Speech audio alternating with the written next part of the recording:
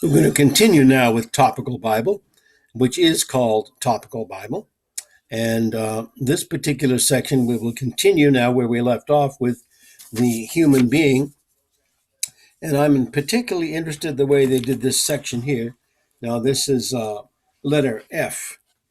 This is called the inner person.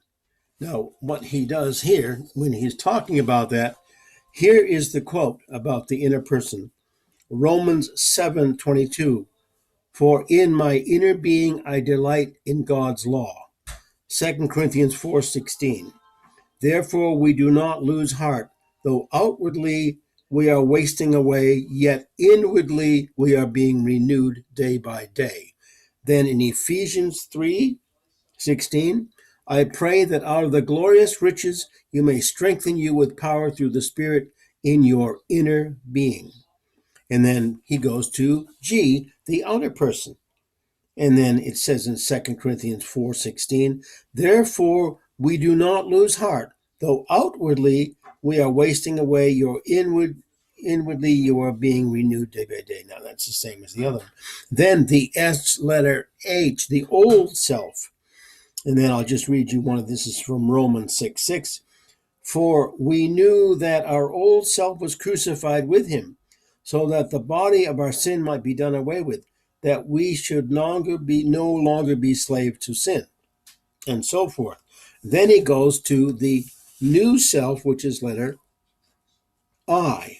And I will read you one of the scriptures there, and it says, Ephesians 2:16, by abolishing in his flesh the law with its commandments and regulations, his purpose was to create in himself a new man out of the two, thus making peace, and so on. And then it goes to the next section, the human mind.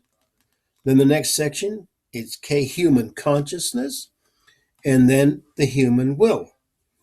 And then, of course, he goes into the human being represented by all those particular parts, and the heart and all of the parts of the person.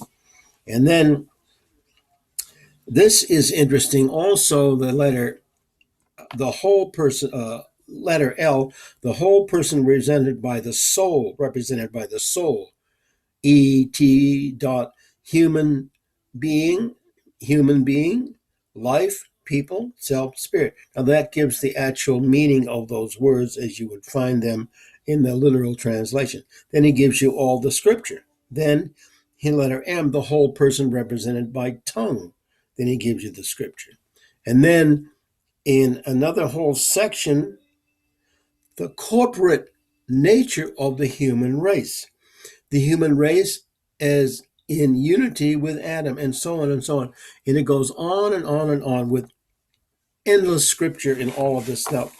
What is unique about it is that you have in each of these sections, though it sounds like it's not much, it's actually a huge amount of information. And in addition, as I said before, it is very helpful, and it has at the end scripture references. So you can see all the places where scripture is referred to, and perhaps even under different subject headings. So you can find that there. And also, before that, you have subject information, or subject index. So you can find all of those, and where you can find them in here as well. So with those resources, you have an immense amount of material in this, as you can see, rather thick book. And it's got all kinds of praise on the back of it by those who have used it.